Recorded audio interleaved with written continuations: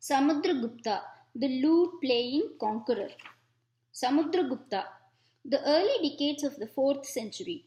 The sons of the king and the ministers of ancient Magadha were listening with rapt attention to their guru when Chandragupta, the king of Magadha, silently rode up, dismounted, and hid himself behind a bush. You may now choose your weapons and your opponents. I'll take the sword, so will I. I'll take the battle axe, and I'll take you on. The king observed his eldest son Kacha with pride. Surely none can wield the sword as deftly as he does. But as Kacha warmed up, Chandragupta grew alarmed. He's lost control of himself. He'll kill Harisena. The Guru, however, was alert. Kacha, Kacha is an excellent swordsman, but he's your enemy, Samudragupta. Fight him, show some spirit. Oh, his opponent has got the better of him. Come on, Samudragupta, fight. That's it. That was excellent. Suddenly, Samudragupta flung his axe aside and embraced his opponent. Soon, well done, my son. I'm proud of your skill, your self control, and most of all, Maharaj, father, I'm proud of the way you treated your losing opponent. Later, as they walked towards the hall where music was taught, why must a Kshatriya fight? For fame, for glory? A Kshatriya who fights for personal glory only brings misery in his wake. Bloodshed, destruction, poverty, insecurity, these follow wanton warfare. Ha ha ha ha, fine sounding words, but absolutely senseless. Samudragupta, do you really believe that a Kshatriya must not fight? Oh, he must, but not for personal glory. He must fight for order, for stability. He must fight to uphold dharma, like the Pandavas. The Pandavas, he says, what a fine example. Kshatriyas who fought Drona and Bhishma, their gurus, whom they deeply respected, let me remind you. But Drona and Bhishma had to be fought as they were in the enemy camp, an enemy camp of blood relatives. Give up, Samudragupta.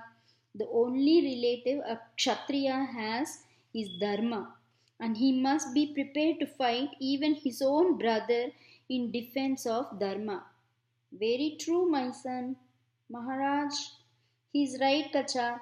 Only those who are capable of protecting Dharma can claim the right to kingship, and the Kauravas had, by their ignoble actions, lost that right. Inside the music hall, in this discipline, Samudragupta excels all. Harisena is good at composing verses, but Samudragupta outshines him in rendering them. Harisena, have you composed the verses? Yes, sir. Harisena recited the lyric, the Guru composed the music, and all right, let's begin. So, when I become king, I will spare my sons this silly routine. Kacha did not know that he was being observed. They will learn to fight and conquer, not indulge in such futile pursuits. Sir, I would like to play a piece that was not taught here. I want to know what you think of it. Play it, son, by all means do. When the piece was over, delightful. Who composed the lyric? Who set the music? My efforts, sir, both the lyric and the music. Why, you have put to shame both Tumburu and Narada. You should have been the son of a poet or a musician, not a king. Perhaps, yes, for without music, my soul, the soul of a people would perish. Then why do you practice the military arts? Because the beautiful pursuits of peace can flourish only when a kingdom is free from wars and want. And as the son of a king, one of my duties is to help the king in ensuring peace for the finer pursuits. Nonsense. The true king does not stop fighting and annexing territories for greater power. Maharaj, as your eldest son and heir to the throne, my hands are meant to wield the sword, not play the lute. Hmm. The boys are fearless, strong, and intelligent, and yet each one is so different. Chandragupta then left for his palace. There, Kumaradevi, the Lichavi princess, who was his favorite queen and the mother of Samudragupta, welcomed him with a smile. Have you found the answer to your question? Yes, I think I have. But why do you want to know which of your sons was the best? Because he is going to be my successor. I I don't understand. According to tradition, your eldest son is your successor. Yes, but tradition will have to be waived in this case. Oh, my successor has great tasks ahead of him, a great future. Kumaradevi, our marriage brought strength and peace to the kingdom. Any of my sons can win wars and expand the kingdom, but only one who has mastered the arts of peace as well can bring life and glory to it. When it was time for his sons to get married, Chandragupta reserved the most accomplished bride for Samudragupta. Should the best alliance go to your eldest son? No, Samudragupta will marry Datta Devi and for very good reasons. And so Samudragupta was married to Datta Devi. Datta Devi later became the mother of Chandragupta too. One day, while Chandragupta, his sons, and his retinue were out on a hunt, he hasn't seen the tiger. As the tiger sprang, a spear brought it roaring to the ground. Someone in our party has been very alert. Chandragupta pretended to be angry. Who sent that spear and denied me the privilege of defending myself? It was Samudragupta, father. I should have known. You have been presumptuous. Ignoring Kacha's comment, Samudragupta addressed his father. I I did not mean to be audacious, father. I was protecting the life of my king. You had not seen the beast, it could have killed you.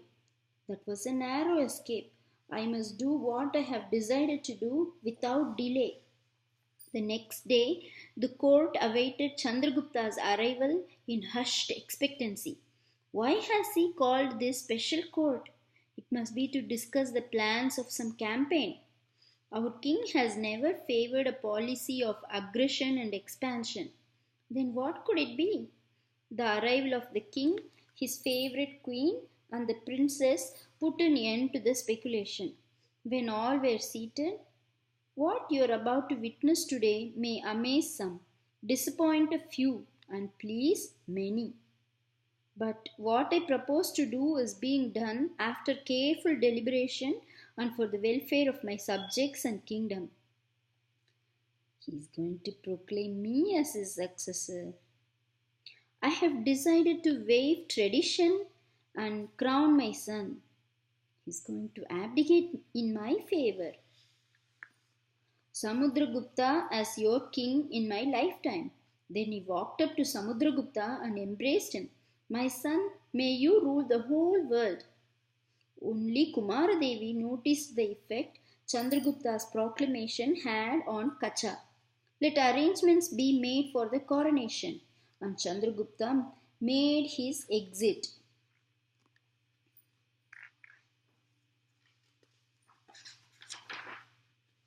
Later, when the courtiers were alone, our king taking a wife from the Lichavi oligarchy is one thing, but making a son of that union the ruler is quite another. It was an unwise choice. On the contrary, with him as king, we can be sure of the continued political and military support of the Lichavis. The courtier who supported the choice was Dhruvabhuti, chief of the military and Harishena's father. What if he adopts their heretical creeds and then endangers our own? the son of the Lichavi queen, surpasses all in his grasp of the Itihas, the Dharma Shastras, and the Artha Shastra. So, you can rest assured that his rule will be guided by our traditional values. Thus did Samudragupta ascend the throne even in the lifetime of his father. After the coronation, my queen, aren't you happy that your son is the ruler of the kingdom? I'm afraid, Maharaj, afraid that Kacha's disappointment might make him do something rash, might turn brother against brother, might disturb the peace our kingdom has enjoyed. Then I shall set your fears at ease, my dear.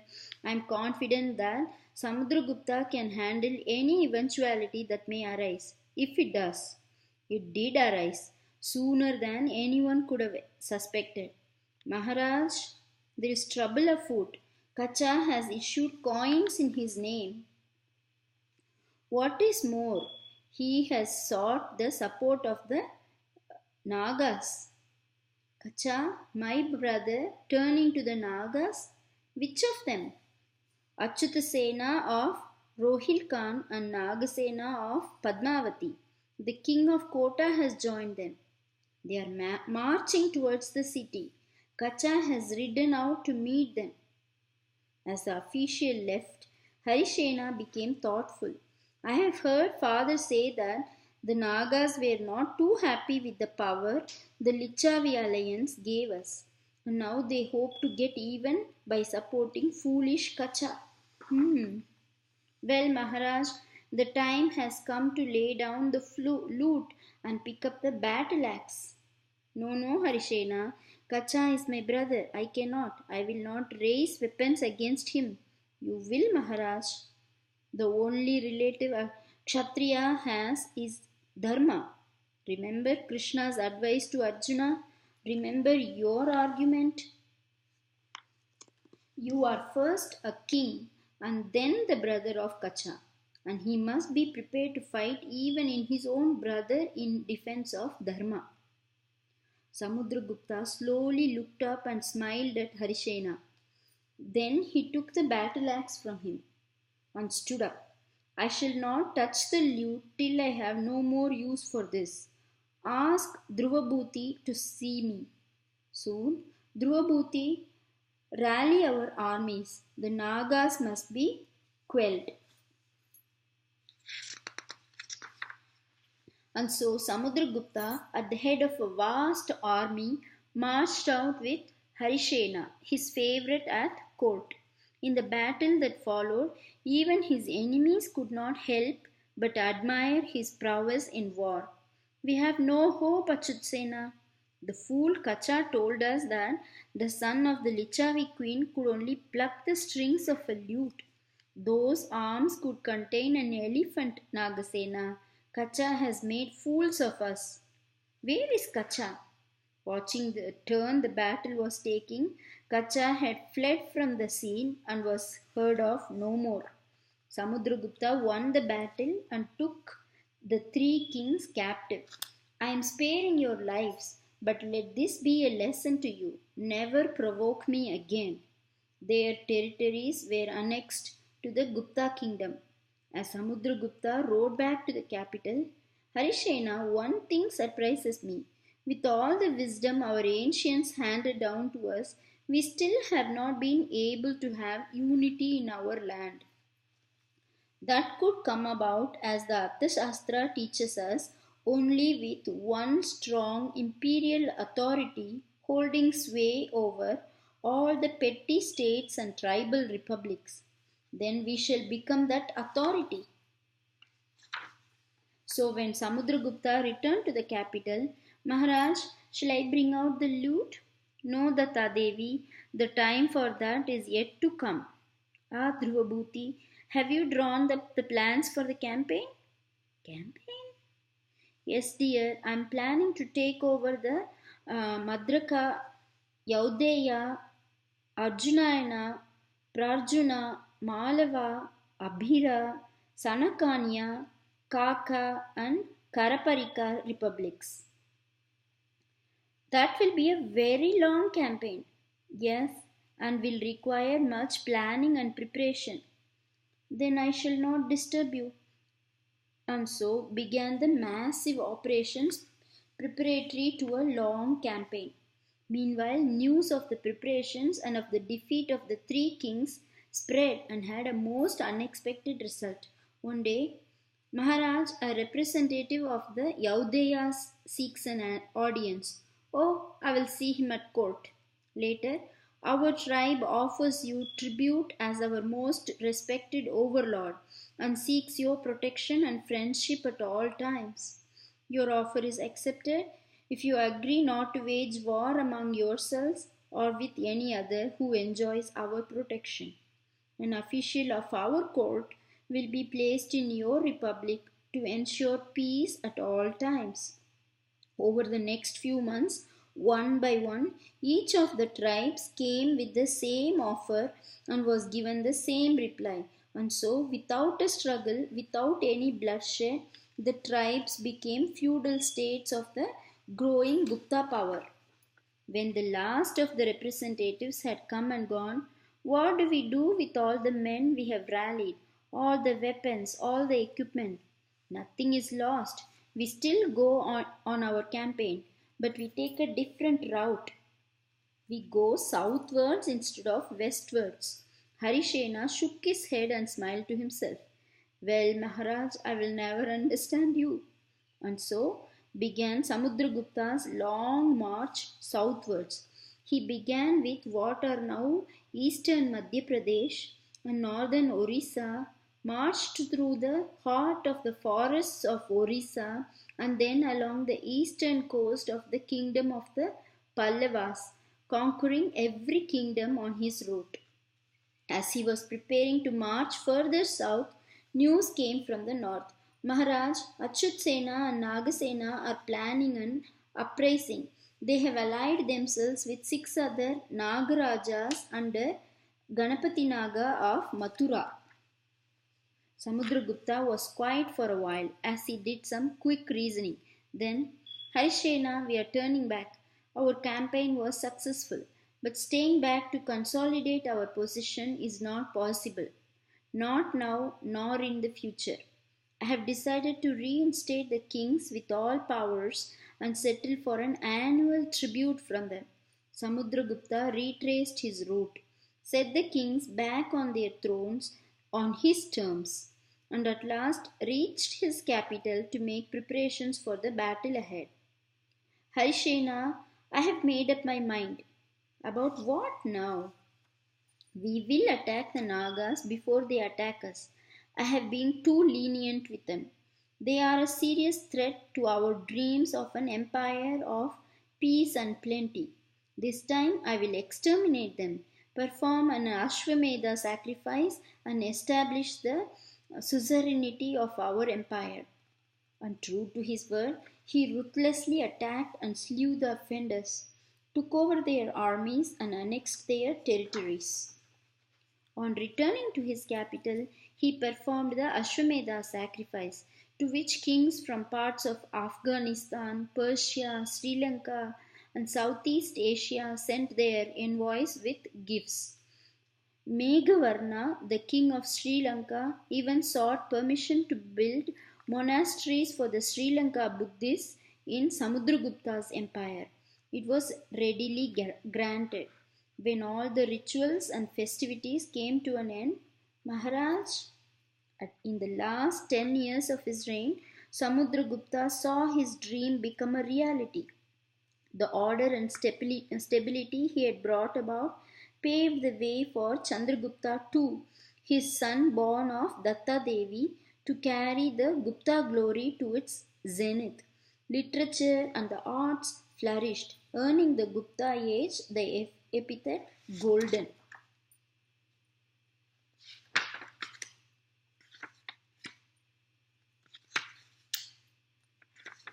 The glory of the Guptas. The rule of the Gupta dynasty AD 320 to 569 is usually known as the golden age of Indian history.